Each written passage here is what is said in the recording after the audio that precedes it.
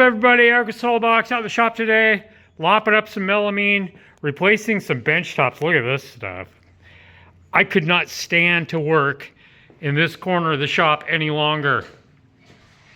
We've had issues with water getting through. There's a gutter on the back side of this wall and it gets full and then the water comes in and the next thing you know, my melamine is all messed up. So you can see this piece isn't in as bad a shape, but I'm going to replace this piece too. So I bought a full sheet, lopped a chunk off for here. I put some extra bracing in. I'm not sure why I didn't put more bracing on this when I originally built it, including turning one 2x4 kind of so that it's flat, because this corner is where the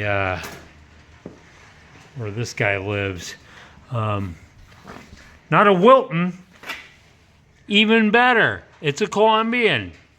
Bought that for $100, man. Colombian's one of the best vices you can own. I like it better than a Wilton, American made. Anyway, so it lives right here at this corner. So now, instead of part of it being anchored just to the melamine, it'll actually anchor into some 2x4. So the next thing I'm going to do here is all of these tools are going to be slid over onto this. This isn't bolted down yet or screwed down. So I'll slide everything over, replace that piece, slide everything back. You can see I had to use the crane this morning to pull this big guy off of there. I don't know what this weighs, but it's more than my hernia will allow.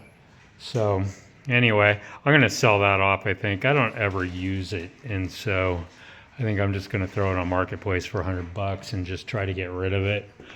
The only way I'll actually end up needing to use that is if I sell it, right?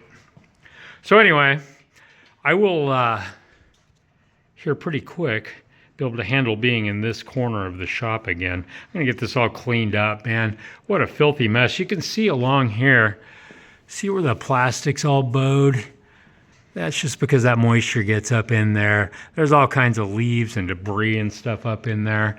It does it down this side over here too. So I think what I might do is go ahead and just lop all of that last rafter worth of plastic all the way down both sides, clean that out, and hopefully from now on, if any moisture comes in, instead of getting stuck on the plastic and making a big mess, maybe it'll just trickle down the inside of the wall.